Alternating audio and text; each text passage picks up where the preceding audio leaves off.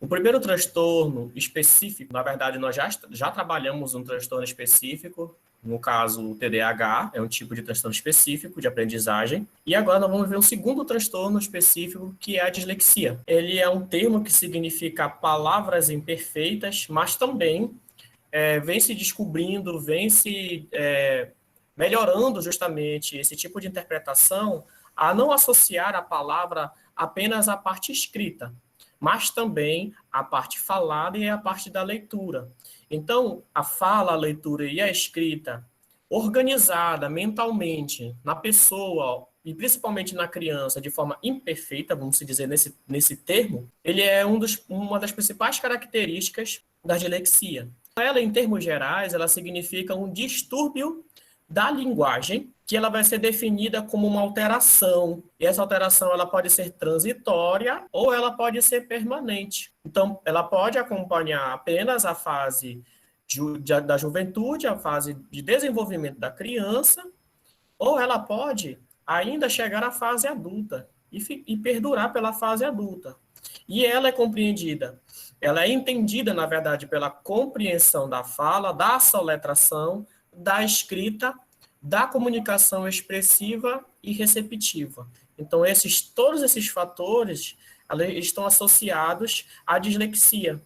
A principal característica da dislexia, quando a gente observa num caderno de um aluno, é justamente ver essas letras invertidas. A criança, ela não consegue escrever o S da maneira que deveria.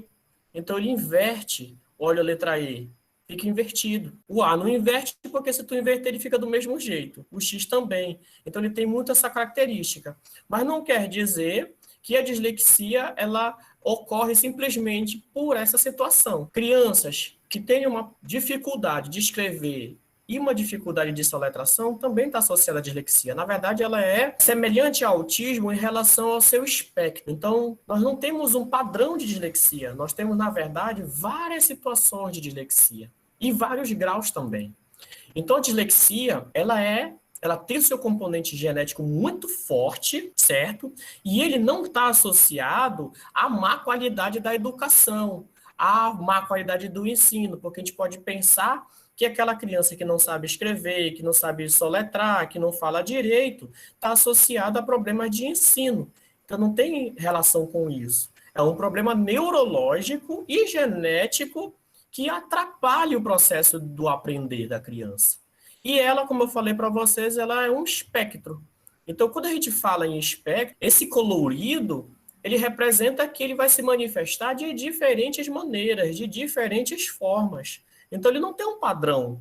Se tivesse um padrão, ele tinha escolher uma cor. Ah, é azul, ah, é verde. Mas não. A dislexia, ela pode ser uma soma de todos esses problemas, ela pode ser um problema ou outro, ou ela pode pegar um ou outro problema ao mesmo tempo. Ela pode ser um misto de tudo isso e também está associada à intensidade de cada situação, de cada problema. A dislexia, como o TDAH, afeta mais os meninos do que as meninas. Só que a proporção já é maior. Lá no TDAH, afeta 2 meninos para cada menina. Aqui, já está afetando 4 meninos para cada menina. Lembra que eu falei para vocês na aula passada que uma hipótese que eu poderia levantar, mas que isso não significa nada, é a questão da mulher ter 2 cromossomos X e o menino só ter um cromossomo X. Então, sempre quando vocês verem esses transtornos associados a mais menino que menina, a gente ainda não sabe ainda as razões. Está sendo feito estudos para tentar descobrir.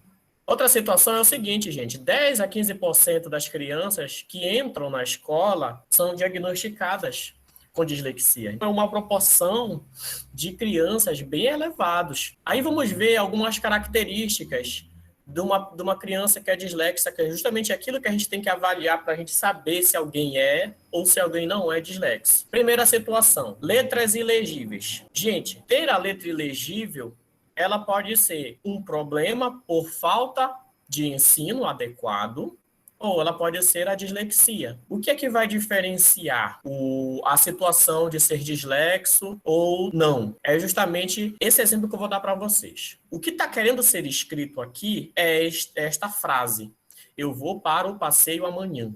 Então, esta frase aqui é o que está querendo ser escrita. E aí a criança ela vai escrever a primeira vez. Vai E aí você percebe que a letra ela é bastante complicada de se entender. Aí você pede para a criança escrever novamente essa mesma frase embaixo. Percebe que esta segunda frase, ela não é igual à primeira frase. Está conseguindo verificar isso? E se ele escrever por uma terceira vez, ele não consegue escrever semelhante nem à segunda frase e nem à primeira que ele escreveu. Então não existe um padrão na escrita. Olha aqui, aqui repetiu, aqui ele tentou repetir, mas olha aqui é um B, aqui já é um D, aqui apareceu um O, aqui tem um CO, aqui tem um NE, aqui tem um COU, que não tem para cá, ó. Agora aqui tem um M, que não tem aqui.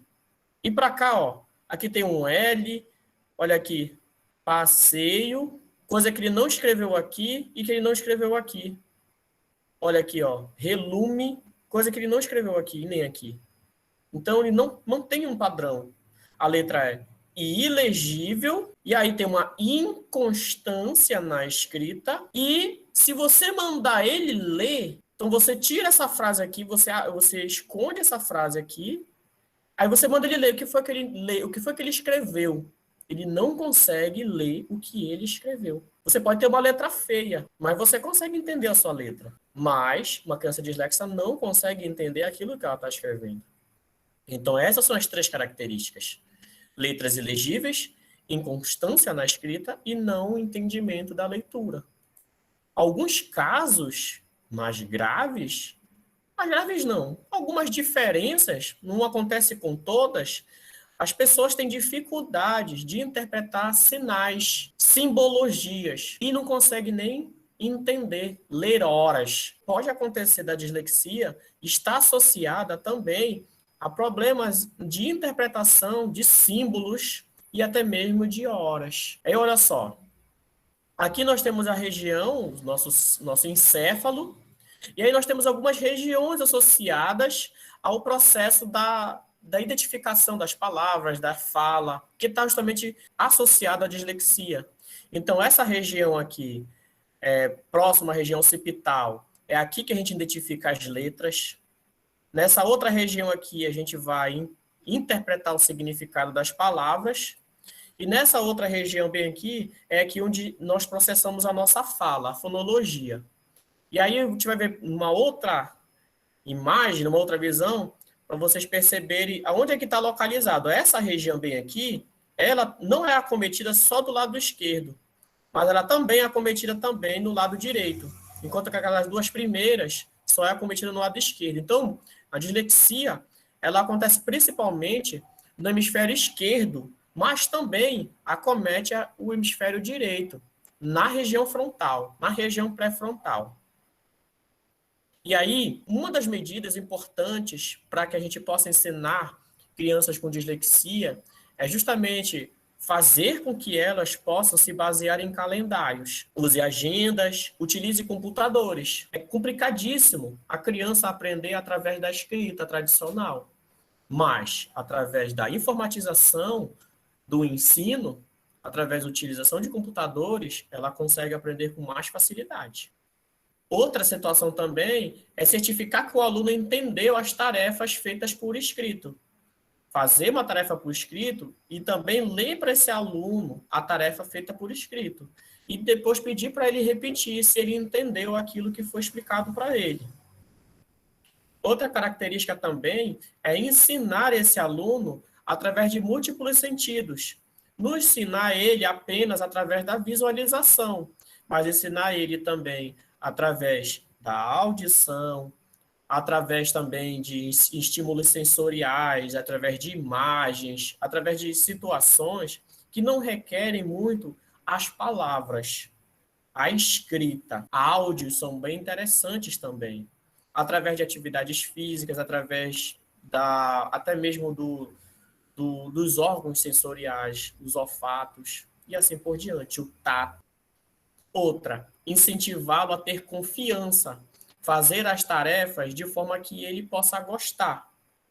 Outra situação, permitir o uso de gravador, então sempre gravar as aulas e disponibilizar para os alunos. Outra, ter paciência, ensinar, mais de uma vez se ele tiver dificuldade de aprender, porque essas crianças têm mais dificuldade de aprender devido à maneira como a gente é fadado a ensinar. É muito ainda atrelado a palavras, a escrita, a caderno. E isso acaba sendo um tipo de educação excludente para esse público. Então, a gente precisa diversificar a forma da educação e ter paciência. Outra situação, toda vez que o aluno estiver entendendo e aprendendo, enaltecer os avanços do aluno. Isso eu já falei em TDAH. E já falei bastante sobre esse ponto aqui. Para todo e qualquer aluno que vocês tiverem, vocês precisam sempre valorizar as vitórias que eles estiverem mostrando, as conquistas dentro do ensino. Se ele estiver aprendendo, sempre enalteça o aprendizado. E se ele não estiver aprendendo, sempre incentive ele a continuar tentando. Muito importante também é você ler para o aluno, não expor o aluno a fazer leituras. Existe algum tipo de dinâmica que alguns professores fazem ou faziam de mandar o aluno ficar lendo. Então, o aluno com dislexia não pode fazer esse tipo de atividade. Privilegiar a audição. As avaliações, elas não podem ser escritas. De preferência, avaliações orais. Então, os colegas podem fazer a avaliação escrita e você vai ler a pergunta e aguarda ele te responder oralmente. Então, não adianta você ler a pergunta e mandar ele escrever a resposta. Então, você vai avaliar dessa maneira. Perguntas e respostas orais. Já a desortografia, ela já é um problema perceptivo. Está associado a diferenças que a gente possa perceber daquilo que a gente fala e daquilo que a gente escreve. Quando a gente fala sapo, a gente tem uma pronúncia. E essa pronúncia, a gente pode escrever ela de diferentes maneiras. Eu posso escrever sapo com S, posso escrever sapo com C cedilha. Ele tem o mesmo som. Então, essas crianças, elas não conseguem utilizar a língua portuguesa da forma adequada. A ortografia. Caça, pode ser caça com C cedilha, pode ser caça com um S, pode ser caça com 2 S's. Essa pessoa não consegue escrever da forma correta. Palácio pode ser com S. Chave pode ser com X. Xadrez pode ser com CH. Pessoas que têm problemas de desortografia, elas vão escrever mais ou menos dessa maneira. Sapo, isso, chave, problema, cera, enquanto separado. Então, isso aqui são escritas constantes num texto. Não é um caso de alguém que não saiba uma regra ou outra, uma palavra ou outra. Não. Você pega um texto dessa pessoa e você vê diversos erros ortográficos no decorrer do texto. Então, não é só, eu me esqueci como se escreve problema. E aí você escreve errado. E aí, mas a maior parte da tua escrita, ela vem sendo de forma correta. Essas pessoas não conseguem diferenciar o fonema da ortografia. Isso é para termos gerais. Então, não se aponte como você tem um problema de desortografia porque você erra uma palavra ou outra. Aí, além da desortografia, nós temos a disgrafia, a famosa letra de médico. Então, a disgrafia já é uma falta de precisão e uma falta de controle na escrita. Vamos entender como é que funciona. Para eu saber se alguém tem uma disgrafia, é bem simples. Primeiro, são um monte de garranchos, muitos garranchos, só que ele mantém um padrão desse garrancho, diferente da dislexia. Aqui tem um padrão, ele vai fazer aquele garrancho sempre.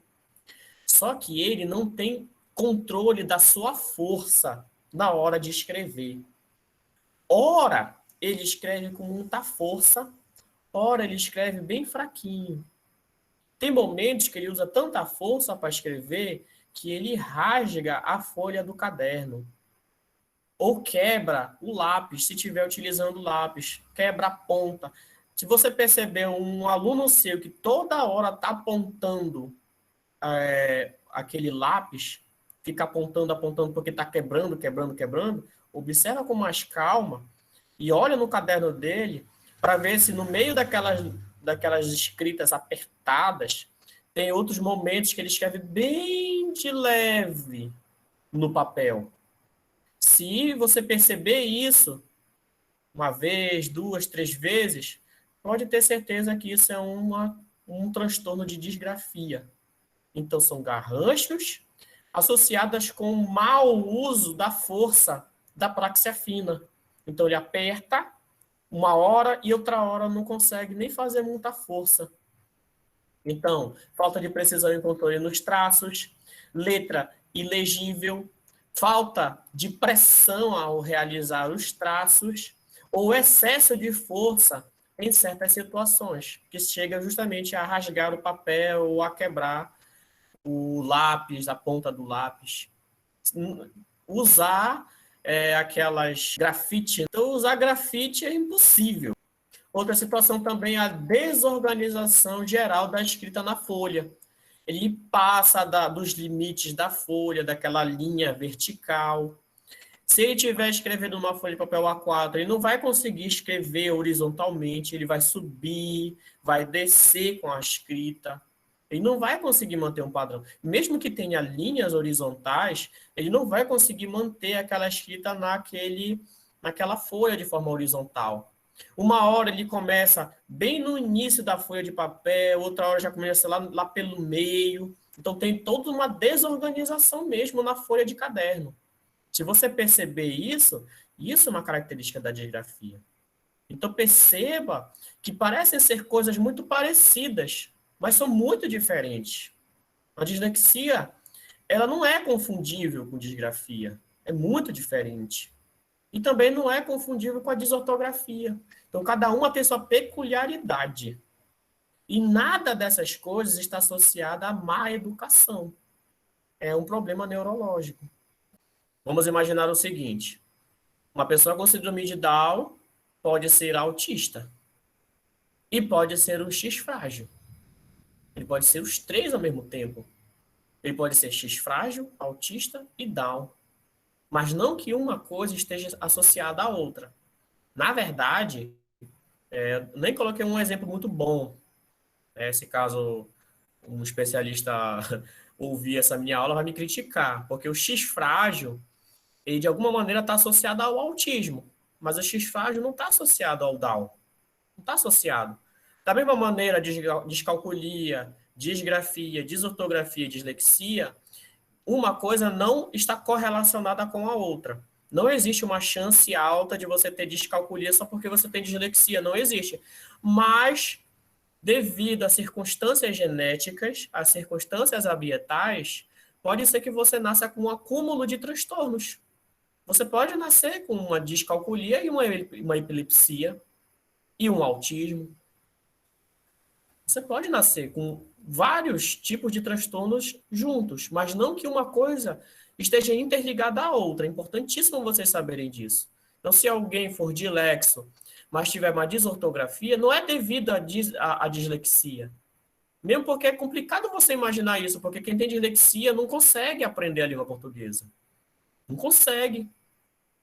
Então, quem tem desortografia é diferente, ele aprende a língua portuguesa, mas ele não consegue diferenciar o que você fala do que a gente escreve. Pode acontecer essas coisas verdadeiramente, pode ser sim.